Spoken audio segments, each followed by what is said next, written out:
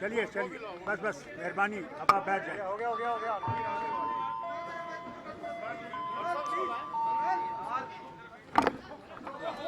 क्या कर रहे हो यार, क्या कर रहे हो?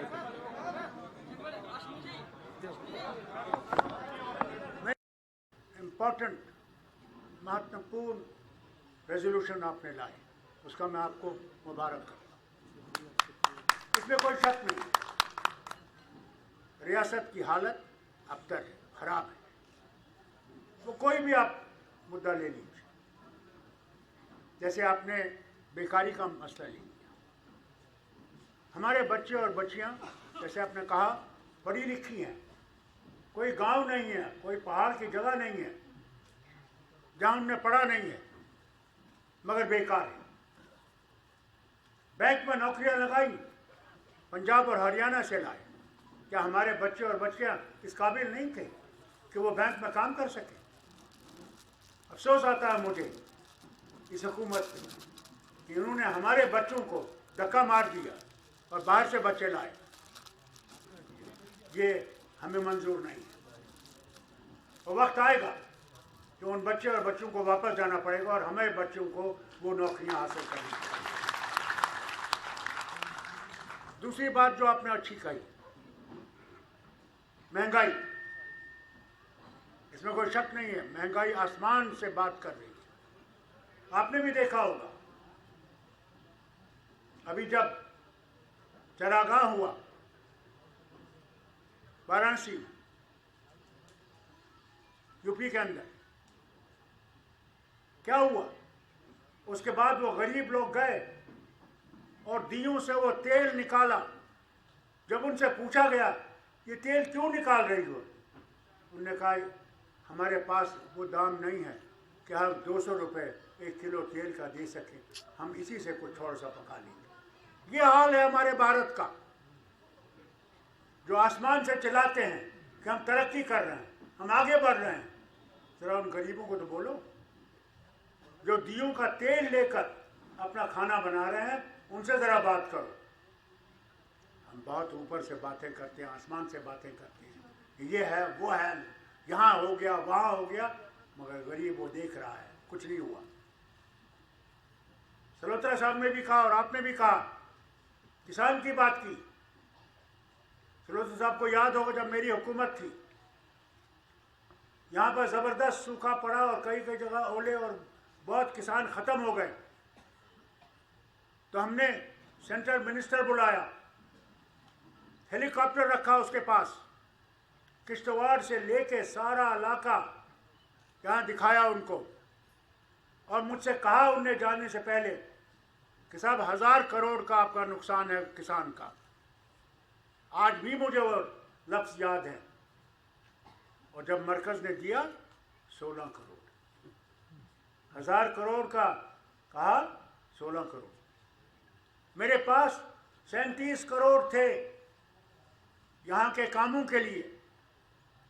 मैंने कहा ये सब काम बंद करो, किसान पहले जिंदा रहेगा तब हम लोग आगे चल सकते हैं। किसान अगर मर गया तो कुछ ही नहीं चल सकता। मुझे याद है जब मैं चौधरी चरण सिंह जी से एक दिन मिलने गया, वो हिंदुस्तान के प्रधानमंत्री थे, और मेरे वालिद ने एक खत दिया था, मैं उनको देखने गया और वो खत दिया तो मुझे उनने अपनी किताब दी और उनके शब्द थे मुझसे, बेटा फारूक, ये उद्योग जो लगे हुए हैं ये तब चलेंगे जब किसान उठेगा, क्योंकि किसान इन उद्योगों का फायदा उठाएगा। आज भी मुझे वो चौधरी चरण सिंह जी के वो लफ्ज़ याद है। क्या बात करते हैं। 750 किसानों ने शहादत दी, और जब इनने देखा कि 5 रियासतों में ये हार जाएंगे, खुद सतपाल मलिक जो यहाँ के गवर्नर थे, उनने इनसे कहा तुम हार जाओगे। और जब इन्होंने देखा यूपी में इनके जलसे कुछ भी नहीं थे, तो उनको लगा कि भाई हमारी नैया जो है वो डूब रही है। तो फौरन ऐलान किया कि हम ये तीनों काले कानून जो वापस देंगे। ये कानून हमने लोगों के लिए बनाए थे, वो समझ नहीं सके, और जिस तरह पार्लियामेंट में पहले पास किया था, हमने कहा था उस वक्त भी कि साहब इस पे बहस कीजिए, बहस से पता लगेगा सही क्या है और गलत क्या है, या फिर सिलेक्ट कमेटी को भेजिए, वो इसको देखे, उसके बाद हम इसको पास करें। नहीं माना, एक अल्फाज नहीं माना, वॉकआउट करना पड़ा। आज जब इनने वो बिल विड्रॉ की, हमने तब भी मांगा इनसे कि साहब बहस करें, बात करें। पार्लियामेंट शोर करने के लिए नहीं है, पार्लियामेंट बहस करने के लिए, बातचीत करने के लिए, मसले देश के हल करने के लिए है, झगड़ा करने के लिए नहीं है। मगर उसके बाद चलता ही नहीं। पार्लियामेंट के शुरू होने से पहले मीटिंग की सारे लीडरों के साथ, डिफेंस मिनिस्टर वहाँ बैठे हुए थे, पार्लियामेंट्री मिनिस्टर बैठे हुए थे, पीयूष गोयल बैठे हुए थे, और लीडरों ने सिर्फ एक चीज़ मांगी कि साहब बहस हो, हर कानून जो है उस पर बहस हो। हम आपसे झगड़ा नहीं चाहते, झगड़ा एक हाथ से नहीं होगा, ताली एक हाथ से नहीं बचती, दोनों हाथों से बचती है। अगर आप भी कोऑपरेट करेंगे, हम भी कोऑपरेट करेंगे, तो हम लोग देश के मसलों को मिल के हल कर सकते हैं। हम देश के दुश्मन नहीं हैं, हम देशवासी हैं। हाँ, हम इधर बैठे हैं, आप उधर बैठे हैं, कल ये भी हो सकता है कि आप इधर होंगे, हम उधर होंगे।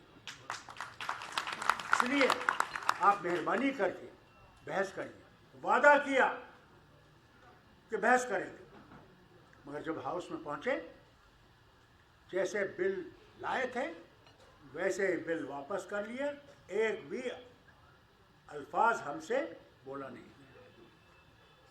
ये तो हाल है, ये तो हिंदुस्तान की डेमोक्रेसी का हाल है, जहां कोई सुनने वाला नहीं बैठा, जहां वो समझते हैं कि हमारे पास इतनी बहुमत है, हम कुछ भी कर सकते हैं, क्यों ना देश को जमीन दोस्त कर दे। नहीं देखते। अभी देखिए पंजाब में 50 किलोमीटर बीएसएफ के हवाले किए। क्यों? क्या उनकी पुलिस इस काबिल नहीं है कि वो उसको कंट्रोल कर सके? 5 किलोमीटर। अब वहां भी वैसा ही झगड़ा होगा जैसे आपने नागालैंड में देखा, जहां बेगुनाह मारे गए। उसका इंतजार कीजिए, ये भी होने वाला है। समझते नहीं, सोचते नहीं, बिला सोच समझ जो मर्जी है वो कर लेंगे। हाल देखिए उन किसानों के लिए, उस वक्त सलोत्र साहब जानते हैं, हमने किसानों को खाद भी दी, हर चीज़ दिया जिससे किसान उठ सके। वो किसान उठ गया और हम लोग उनको बचा सके, उनके ख़ानदानों को बचा सके, अपनी रियासत को बचा सके। आज मानते हैं ये कि 100% नुकसान हुआ, सही है, और स्टेट कैलेमिटी, हाँ स्टेट कैलेमिटी, हाँ वो भी डिक्लेयर किया। उसके बाद दे रहे हैं 6 साल। कुछ तो सोचो, क्या उस किसान को और तुम गिरा रहे हो और फिर उनकी जमीनें ले रहे हो? क्या हक है तुम्हें? तानाशाही है। उससे डरो तो सबका मालिक है। जब उसका कहर आएगा कुछ नहीं बचेगा, उसमें नमाजी भी उड़ जाएगा, मंदिर जाने वाला भी उड़ जाएगा, अच्छा और बुरा आदमी भी उड़ जाएगा। उसके बाद में फ़र्क नहीं रहेगा। जब ओले बरसाता है वो नेक आदमी के खेत में भी और बदमाश के घर में भी वो भी फ़र्क नहीं करता।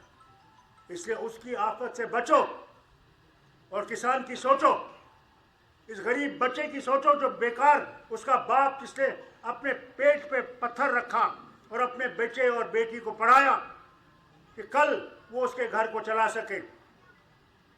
आज वो बटा, अगर आज वो नशे में पड़ा हुआ, क्योंकि वो देख रहा है कि वो अपने बाप को और माँ के लिए कुछ नहीं कर सकता, कुछ नहीं कर सकता। उनके आंसू देख रहा है, उनके अरमान देख रहा है टूटते हुए, कि क्या हुआ इसको, कहां जाएगा। क्या इनको होश नहीं आ रहा? वहां घंटियां बज रही हैं। होश कर, मैं कहता हूं होश कर। इसी तरह आनन फानन, दरबार मुंह बंद। दरबार मुंह कोई जम्मू के लिए मेहरबानी नहीं थी या कश्मीर के लिए मेहरबानी नहीं थी। ये लोगों को इकट्ठे रखने की कोशिश थी महाराजा साहब की कि जम्मू और कश्मीर, एक तरफ से डोगरा कल्चर, एक तरफ से कश्मीरी कल्चर, एक तरफ से बुद्धिस्ट कल्चर, इनको जोड़ के रखें। जम्मू कश्मीर का दरवाज़ा है, कश्मीर लद्दाख का दरवाज़ा है। ये दरवाजे ही तोड़ना चाहते हैं। आज जाइए देखिए किस तरह वो बेचारा गरीब दुकानदार यूं बैठा हुआ है, ये देख रहा कि कब कोई आएगा कि मैं 2 रोटियां इज्जत की खा सकूं। इनको वो भी ख्याल नहीं आया। बस राजा आएगा, राजा जाएगा, बाकी जाए या न जाए कुछ परवाह नहीं। ये है। और झूठ, कितना झूठ। प्रेस वालों ये सुनो, जब कश्मीर में 7 हिंदू मारे गए, कश्मीरी पंडित डर के जम्मू अपने घर भाग के आए। ईमानदारी से कहता हूं कि हो सकता है हम भी शिकार हो जाएं। और हमारे डॉक्टर साहब क्या कहते हैं उस कॉन्फ्रेंस में जो दिल्ली में थी कि कोई कश्मीरी पंडित वापस नहीं आया। कितना झूठ। अरे उस खुदा से तो डरो जिसके सामने तुमने भी जाना और मैंने भी जाना। वहाँ क्या कहोगे? अरे ऐसी हुकूमत को लात मारो और कहो कि मैं जा रहा हूँ, मैं झूठ नहीं बोलूँगा। इससे तो बेहतर सतपाल मलिक है जो आज दन्ना के बोलता था, किसानों के लिए बोलता था या नहीं? बिल्कुल बोलता। इनको कौन सा सांप लड़ गया कि सच बोलने से? तो फिर कहते हैं टूरिज्म बड़ा चलेगा। हजूर एक गोली टूरिस्ट को लग गई कि मैं भी देखता हूँ कौन टूरिस्ट आता है। पहले तो कोरोना वायरस ने हमारा सब कुछ बिठा दिया। माता के यहाँ लोग आते थे, कितने आए? पहले तो जब हमारा 5 अगस्त को उठा के ले गए, कौन आया? मैं भी जब वज़ीर आला था, कारगिल का वॉर हुआ, उस वक्त हमारे यहाँ 8 लाख लोग थे कश्मीर। हमारे पास जगह नहीं थी उनको रखने की, गाड़ियों में सो रहे थे। फिर हमारे लोगों ने, हमारे भी लोग जो है ना पैसा बनाने वाले, टैक्सी वालों ने कहा देखिए अब सड़कें बंद हो जाएगी, अब फौज आने लगी, आप यही बंद हो जाओगे। मैं ईमानदारी से कहता हूँ, मेरा एक दोस्त था, मुस्तफा जानता होगा उसको, चांदनी चौक का, बहुत अमीर करोड़पति। उसकी छोटी बेटी, उसको शुगर की बीमारी थी, जहाज नहीं आए, रोने लगा, मेरे पांव पे गिरा। वो अरबपति आदमी, मुस्तफा याद है? वो कहना डॉक्टर साहब हमें बचाइए। मैंने क्यों, क्या बात है, क्या? ये कह रहे हैं वो फौजी आएंगी, लड़ाई होगी, मेरी बेटी कहाँ जाएगी? मेरी छोटी बेटी है इंदर चौधरी, हाँ कहाँ जाएगी? मैंने कोई घबराओ, मैंने जहाज में उसको जम्मू लाया। आप यकीन करेंगे, जम्मू जो ही हवाई जहाज से वो नीचे उतरा, पहले ज़मीन को उसने चूमा कि भगवान शुक्र है मैं बच गया। ये हाल था। और फिर ये ढींगे मारते हैं टूरिस्ट, ये आए, क्या तूफान है? अरे सच तो बोलो कि हमारी हालत क्या है? सच बोलने से डरते हो? आज ईमानदारी से मैं कहता हूं, अगर कश्मीर जाएंगे आप जाइए, मैं आपके मीडिया से कहता हूं, और देखिए कितने बच्चे वहां पे हिंदुस्तान का नारा मारेंगे जिंदाबाद, जरा देखिए। पहली गोली हमें मारेंगे जो भारत के साथ खड़े हैं और रहेंगे, मरते दम तक रहेंगे। हम बर्दाश्त करेंगे जुल्म, क्योंकि हम जानते हैं कि वो एक दिन आएगा। जिस तरह मूसा आया और फिरौन को डुबो गया, सारी लश्कर डूब गई और बनी इस्राइल को बचा के ले गया। इंशाअल्लाह वो आएगा और हम लोगों को इस मुसीबत से निकालेगा। हमने कभी भारत के खिलाफ नारा नहीं मारा, कभी नहीं। हमें पाकिस्तानी कहा गया। यहां जम्मू में जो भी हमारा कारकुन था, पूछिए इससे, पाकिस्तानी है। शुक्र करो हमें खालिस्तानी नहीं बताया, मुझे वो भी बढ़ाया है कि यही बिंद्रावाला से मिला हुआ है, ये कर रहा है। अरे मैंने कहा यार खुदा के वास्ते, किस गुरुद्वारे में गोली चली? और फिर आज भी क्या क्या बातें करते हैं और ये समझते हैं कि हम डर जाएंगे। हमने वो नमक नहीं खाया जिससे हम डर जाएंगे। हम वो लोग नहीं हैं। हम मुकाबला करेंगे आपका और ईमानदारी से करेंगे। हमने कभी बंदूक नहीं उठाई, कभी ग्रेनेड नहीं उठाया, कभी पत्थर नहीं मारा।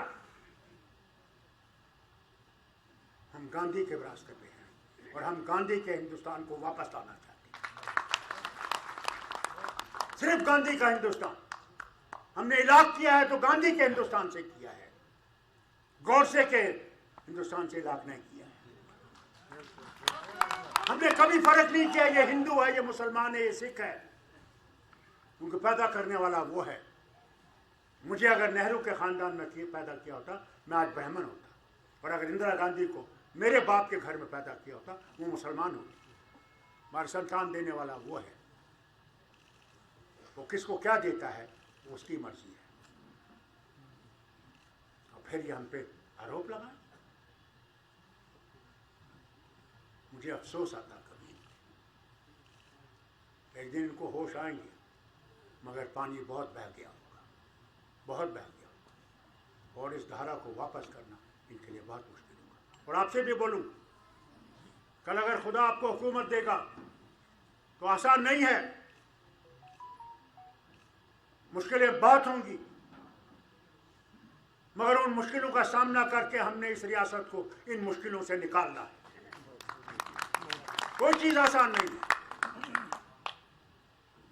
हम समझे कि नहीं भगवान ऊपर से आ जाएगा, आसानी कर देगा। नहीं, भगवान तब तक नहीं आएगा जब तक हम लोग उसकी कोशिश नहीं करेंगे। हमने करना है, हमने उठना है, हमने वो रास्ता इस्तेमाल करना है जिससे हमारा हक वापस आए। हम इनसे कोई और नहीं मांगते, हम इनसे महल नहीं मांगते, हम इनसे प्राइम मिनिस्टर नहीं मांगते, प्रेसिडेंट ही नहीं मांगते हैं। हम इनसे अपना हक मांगते हैं जो तुमने हमसे छीना, वो वापस करो। जहां लोगों को खुशियां वापस दो। आपने वादा किया था हमसे, वजीर आजम, याद करिए, आपने कहा था दिल की दूरी और दिल्ली की दूरी हम दूर करेंगे। मुझे बताइए 24 जून से आज तक कौन सी दूरी आपने दूर की और कौन सा दिल से आपने हमें मिलाया? बताइए, यहाँ के लोगों को बताइए। झूठ बोलने के लिए तो आपने बड़े लोग रख रखे हैं। वो तो रोज हर ना कोई ना मीडिया ये फेंकता रहता है, मगर नफरतें बंद करिए, नहीं तो देश नहीं रहेगा। ये जो नफरतें पैदा कर रहे हो, धर्मों की लड़ाई लड़ रहे हो, धर्मों की लड़ाई छोड़ो और कर्मों की लड़ाई लड़ो। अगर कर्मों की लड़ाई लड़ोगे तो हम आगे चल सकते हैं, नहीं तो कुछ नहीं होगा, भारत मिट जाएगा। लाइए, आप जहाज लाइए, रूस से जो भी आप ला सकते हैं लाइए। उससे आप देश को नहीं बचा सकते हैं। देश को बचा सकते हैं तो ये लोग बचा सकते हैं जो देशवासी हैं, ये कुर्बानियां देते हैं। इनके बच्चे हैं जो आज बॉर्डर्स पे हैं, लड़ रहे हैं उस सर्दी में जहां 20 डिग्री है, 30 डिग्री है। आज एक तरफ से चीन का मुकाबला कर रहे हैं, दूसरी तरफ से पाकिस्तान का मुकाबला कर रहे हैं। खड़े हैं, हिल नहीं रहे। क्या उनके आंसू आपको दिखते हैं? कि देश का क्या हो रहा है, किस तरफ देश जा रहा है। इलेक्शन जीतने के लिए लानत है, ऐसे इलेक्शन जीतने के लिए जहां आप इंसान को इंसान से लड़ाएंगे। ऐसा इलेक्शन होना नहीं चाहिए। इलेक्शन लड़ना है तो अपने कामों पे लड़िए। आपने किया क्या? राम को लड़ दिया, हमने राम जी का मंदिर बना लिया। मैं कल मस्जिद बनाऊंगा, मैं कहूंगा मैं मस्जिद बनाई है, मुझे वोट दो। नहीं, वोट चाहिए तो अपने काम पे वोट लीजिए। जो आपने काम किया, लोगों को उनकी भलाई की है, उनकी गरीबी दूर की है, उनकी बीमारी दूर की है। क्या गंगा में वो लाशें बह नहीं रही थी क्योंकि उनके पास वो साधन नहीं थे? क्या जम्मू वासी भूल गए? यहां गैस नहीं थी, ऑक्सीजन से कहते हैं। मुझे खबर थी, इन लोगों ने पार्लियामेंट में बैठा था, हर्षवर्धन साहब मिनिस्टर थे हेल्थ के, वो तकरीर कर रहे थे। मैं खड़ा हो गया, मैंने स्पीकर साहब मुझे माफ़ करना, मैं इंटरप्ट कर रहा हूँ मिनिस्टर साहब को, मैं मिनिस्टर साहब से माफ़ी मांगता हूँ। मगर ये देखिए कि जम्मू में लोग ऑक्सीजन के बगैर मर रहे हैं, वेंटिलेटर नहीं है, और आप कहते हैं देश आसमान की तरफ जा रहा है। हम वैक्सीन दूसरे मुल्कों में भेज रहे हैं, खुद अपने लोगों को मरवा रहे हैं। वो कहते हैं पहले घर की तरफ देखो, फिर दूसरी तरफ देखो। अरे इतना भी नाम कमाना उन मुल्कों से, तो अपनी लाशों से मत कमाइए, अपने देश के वासियों से मत कमाइए। पहले देशवासियों को बचाइए, फिर दूसरी तरफ सोचिए। यह हाल था। कितना बोलते हैं। आज भी देखिए हमारे अस्पतालों की हालत क्या है। हमारे गरीबों को कैंसर के लिए बंबई जाना पड़ता है, रास्ते पे दर-बदर होते हैं।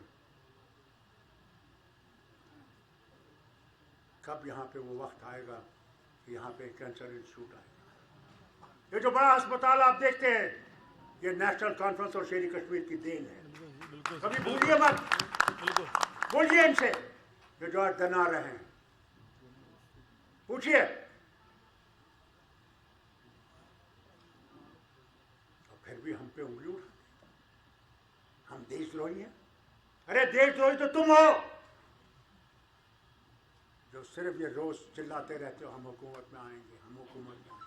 आओ ना, कौन रोकता? आओ, अगर ईमानदार इलेक्शन करो। ये ना कि मशीनें पहले से बना के लाओ, फिर लोगों के घरों में जाओ और कहो तुम्हारा धर्म खतरे में है। अरे इनका धर्म खतरे में नहीं है, तुम्हारी कुर्सी खतरे में है। वो कब तुम समझोगे? हर गांव में इन इंसानों को बिठा रखा है, हमारी माँ बहनों को चक्कर देने के लिए।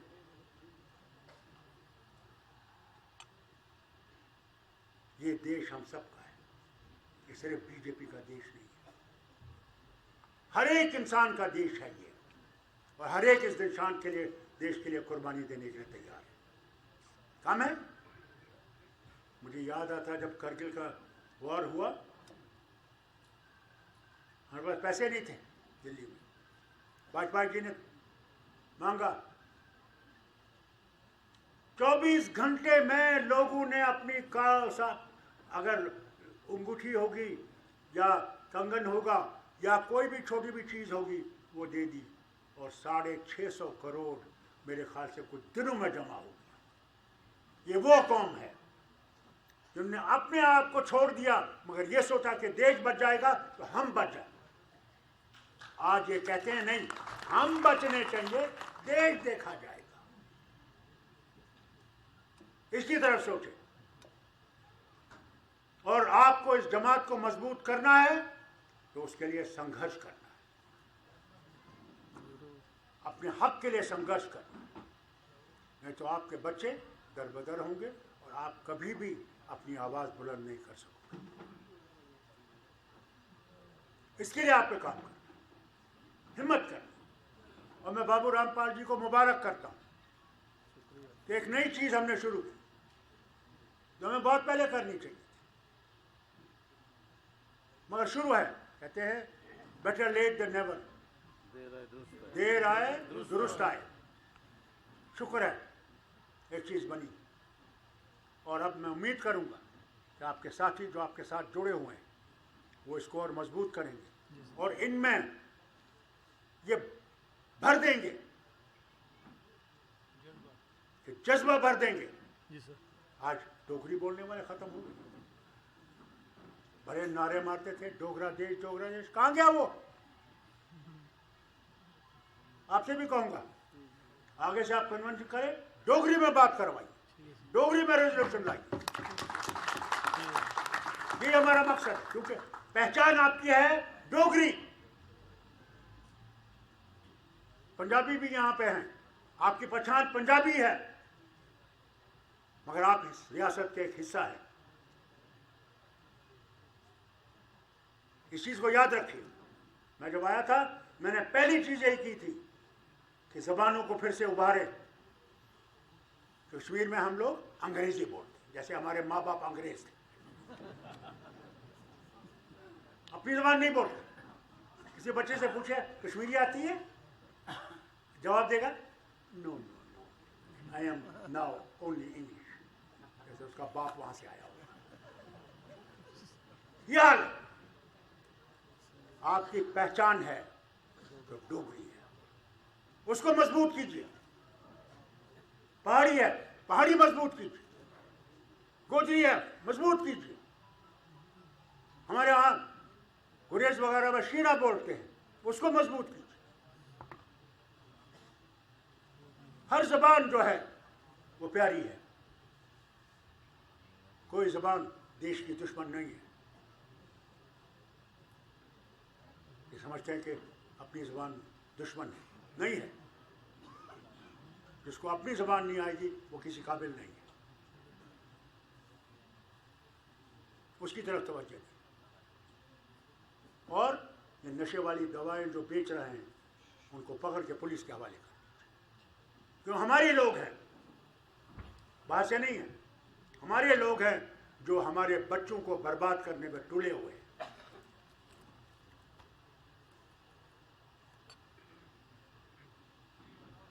यहाँ पे शराब वालों के ठेके थे, मैं शराब नहीं पीता, मगर जो पीते हैं मैं उनको रोक भी नहीं सकता।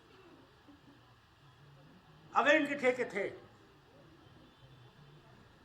कभी अगर मुझे एक भी ठेकेदार बोले कि फारूक अब्दुल्ला या असल कॉन्फ्रेंस को एक पैसा दिया हो तो मैं इस कुर्सी से उतरने के लिए तैयार बैठा, मगर निकाल दिया। क्यों निकाला? क्योंकि नए लाने थे, उनसे ये लेना था। और जो बेचारे बाकी थे वो 8 हमारे वो बर्बाद हो गए, उनके घर बैठ गए। क्या है ये लोगों की हुकूमत, क्या लोगों की सोचते हैं? आज तो खुद कविंदर गुप्ता जी कहते हैं कि यहाँ पे ये जो अफसरशाही है, इस अफसरशाही को खत्म करो, नहीं तो यहाँ के लोग बर्बाद हो गए। खुद विजय जानता है। मैं भी देखता हूँ कविंदर जी कितना ये सुनते हैं आपका, आप तो इन्हीं के साथ आदमी हो। हर तरफ से तानाशाही है, फोन उठाने के लिए अफसर तैयार नहीं। मैं तो 60 साल तक रहूंगा इस कुर्सी पर, तुम तो आज एमएलए बन जाओगे, 5 साल के बाद लाएंगे। इसको बदलाना है। लोग मालिक हैं, अफसर मालिक नहीं है। लोग मालिक हैं, ये कभी भूलिएगा नहीं। हिंदुस्तान के उन लोगों ने जो इसने संघर्ष किया आजादी से, अंग्रेजों से निकलने के लिए, उसने इसलिए संघर्ष नहीं किया कि हम कुर्सियों पे बैठेंगे। उनने संघर्ष किया और अपनी जानें दी। कभी जलियांवाला बाग नहीं भूलिएगा, कभी भगत सिंह और उसके साथियों को भूलिएगा नहीं। कितने ही ऐसे हैं जिनने कुर्बानियाँ दी कि एक दिन हम इन अंग्रेज़ों से निजात मांग सकें, मगर इसलिए नहीं कि वो चले जाएंगे और दूसरे अंग्रेज़ यहाँ बैठ जाएंगे, इसलिए नहीं किया। नारा मारते हैं ये कि हम डेमोक्रेसी को मजबूत करेंगे। कौन सी डेमोक्रेसी? कौन सी? 12 मेंबर राज्यसभा के आपने मुअत्तल किए क्योंकि आपने बिल पास करने हैं, वो पास नहीं होंगे क्योंकि आपके कम नंबर हैं, इसलिए उनको पिछली पार्लियामेंट के सेशन में जो आपने किया उस पर निकाला। क्या बात, ये डेमोक्रेसी? डेमोक्रेसी? अफसोस। अल्लाह करे कि वो वक्त आए कि ये इधर बैठे और हम इनको डेमोक्रेसी दिखाए कि हम आपको सुनना चाहते हैं और आप बोलिए जो बोलना चाहते हैं। अरे मुझे याद है मेरे वालिद कहते थे, जब जवाहरलाल बैठा रहता था हाउस में, आजकल के वजीर आजम हाउस में नहीं बैठते, जवाहरलाल बैठता था और लोहिया साहब ऐसे ऐसे हमले उन पे करते थे, जवाहरलाल खामोशी से सुनता था। ये था कैरेक्टर ऑफ प्राइम मिनिस्टर, मादाए बर्दाश्त जिसे हम कहते हैं, एबल टू लिसन। आज वो एबल टू लिसन जो है गायब हो गया। आज कोई भी तैयार नहीं है वो बात सुनने के जो से, क्योंकि आजकल हमें सब चापलूस है जो सिर्फ मक्खन मारे। जनाब सूरज आज इधर से नहीं, जनाब आप आए सूरज इधर से निकलता है, क्या बात। आज तो चांद चमक रहा है हुजूर, और आपके चेहरे पर जो नूर है, आहा, भगवान का भी ऐसा रूप नहीं था। ये तो हमारे लोग हैं। और जब कल कुर्सी से उतर जाएंगे, न सूरज ही रहेगा, न रूप ही रहेगा, न वो लोग होंगे जो उनको मक्खन मारते। याद रखना, मैंने देखा मैंने वो नरसिम्हा राव का हाल देखा। जब कुर्सी पे था लोग पैरों पे पड़ते थे, ये हमारा अंदाता है। और जब कुर्सी से उतर गया, वो स्टेज पे उसको जगह नहीं देते थे कि बैठे, और डरते थे कि कहीं कोई देख न ले कि यहाँ बैठा हुआ है। वो भी मैंने देखा। इनको भी उस चीज से डरना चाहिए। वक्त नहीं रहता, वक्त चलता है। इसलिए गुजारिश करूंगा, अपनी तंजीम को मजबूत बनाइए और जहां हमारी गलती है वो बताइए, तभी ये ठीक होगा। मैं पूरी बहुमत से आया था 96 में, पूछिए, सब बैठे मेरे मिनिस्टर थे। मैं सबसे ज्यादा टाइम उनको देता था जो ऑपोजिशन में है, कि मैं सुनो इन्हें, और बैठा रहता था। क्यों ये तनकीद करेंगे तो हो सकता हम गलत हैं, उसको ठीक करें।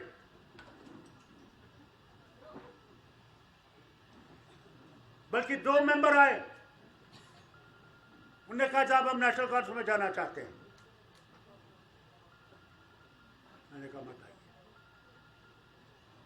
जो आपको चाहिए मैं देने को तैयार हूं, मत आइए, क्योंकि मैं चाहता हूं कि आप हम पे तनकीद कर सकें, आप हमारे गलतियों को साबित कर सकें। आज वो जमाना नहीं रहा, आज तनकीद का जमाना नहीं रहा। आज ये कहते जाइए हम क्यों ना डूब रहे हो, कहीं नहीं जनाब हम तैर रहे हैं, हम क्यों ना मर रहे हो, कहीं नहीं जनाब हम जिंदा हैं।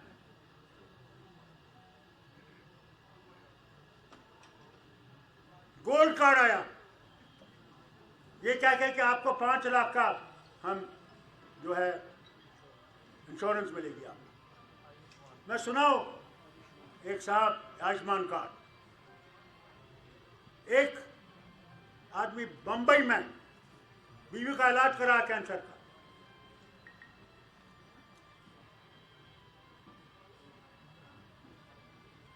आयुष्मान कार्ड दिखाया। दिल्ली में अभी यहीं के एक डॉक्टर साहब एक बड़े अस्पताल में इलाज लगा, मेरा आयुष्मान कार्ड। फिर फायदा क्या इसका? एक को दिल की मशीन फिट करनी थी,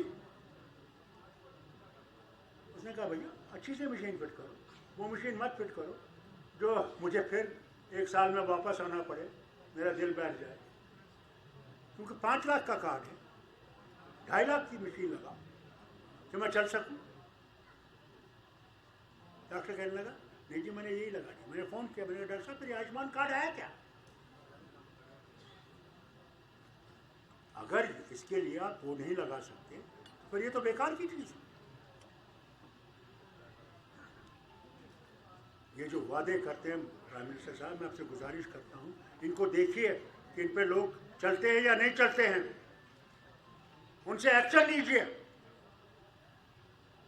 उन इंस्टीट्यूशन से एक्शन लीजिए, जायज़ की इज्जत नहीं की जाए, क्योंकि लोगों का दिल टूट जाएगा और किसी का दिल टूट गया तो फिर आप जानते हैं ऊपर वाला क्या करता है, क्योंकि वो बसता है लोगों के दिलों में, वो अमीर हो या गरीब हो। जो उसकी सेवा करेगा उस गरीब की या अमीर की, अल्लाह उसको उतना ही दर्जा देगा, उससे भी ज़्यादा दर्जा देगा जो उसने मांगा। यही चीज़ है, इसी तरह हमें तवज्जो देगी। तालीम का इलाका देखिए, सबसे ज़्यादा इस रियासत को अगर धक्का मिला है तालीम का। हमारा गरीब बच्चा जहाँ बिजली नहीं है, उसके पास के फ़ोन नहीं है जिससे कि वो तालीम हासिल कर सके, तो वो क्या पढ़ेगा? क्या पढ़ेगा बताइए मुझे। आपके बच्चे जो हैं उनका क्या हाल है? आपके बच्चे दर-बदर नहीं हो जाएंगे, वो कल कहाँ जाएंगे? क्या काम कर सकेंगे? इन स्कूलों को शुरू कीजिए, सोशल डिस्टेंसिंग रखिए, ये मास्क रखिए कि बच्चे पढ़ सकें। हमारे बच्चे और बच्चियां खराब हो रही हैं। मैं हाथ जोड़ के आपसे मांगता हूं, खुदा के वास्ते लेफ्टिनेंट गवर्नर साहब, इस तरफ तवज्जो दीजिए कि हमारे बच्चे पीछे न रहें, कि रियासत डूब न जाए। फिर आप उठाने की कोशिश करेंगे, यहाँ कुछ उठाने के लिए होगा नहीं, अर्थी उठाने की होगी। मेहनत करें और अपने अफसरों से कहें ईमानदारी से करें, सबके साथ रहें, सबका सुने, बुरा लगे मगर प्यार से सुने, प्यार से जवाब दें। कल क्या करोगे जब उसके सामने जाओगे, वहाँ क्या जवाब दें? जाना तो है, वो तो लिखा हुआ, जिस दिन आए हो उसी दिन लिखा है किस दिन जाना है। क्या करो? रामपाल जी आपका, सब आपके साथियों का, बहनों भाइयों का, अपने गुप्ता साहब, सलोतर साहब का, सब साथियों का जो यहाँ पे स्टेज पे हैं, बहनें जो हैं, आप सबका हृदय से शुक्रिया करता हूँ कि आपसे बात करने का मौका मिला। क्या पता कब शाम आ जाए, कोई पता नहीं। बस ये दुआ करें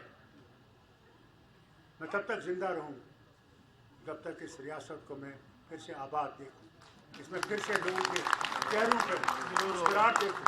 मैं रघुनाथ बाजार में चलूँ तो देखूँ उसमें चमक और धमक और लोग हर दुकान में बैठे हुए, वो मैं देखूँ। जरूर होगा जी माता। खुदा करे कि यहाँ पे फिर से वो दरबार मुँह आए जिसमें लोग मिलते जुलते रहें और हम हिंदू मुसलमान सिख ईसाई को सब प्यार से आगे बढ़े और तरक्की करें। बहुत बहुत आपका शुक्रिया, बहुत बहुत मीडिया का शुक्रिया कि आपने मुझे सुना। बहुत बहुत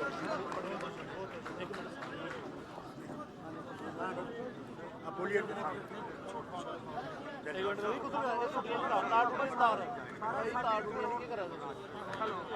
आओ बेटी यहाँ ये जी डोगरा जी है हमारे ज्वाइन करेंगे सर।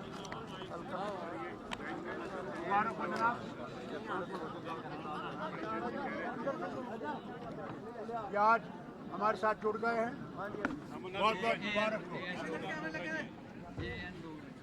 एन डोगरा इनका नाम है, बड़ी मुबारक बात है और अल्लाह करे कि इनको तौफीक दे यहाँ के लोगों को इस मुश्किल से निकाले। बहुत बहुत मुबारक। सामने से मेरा निवेदन है कि ये खाना है और खाना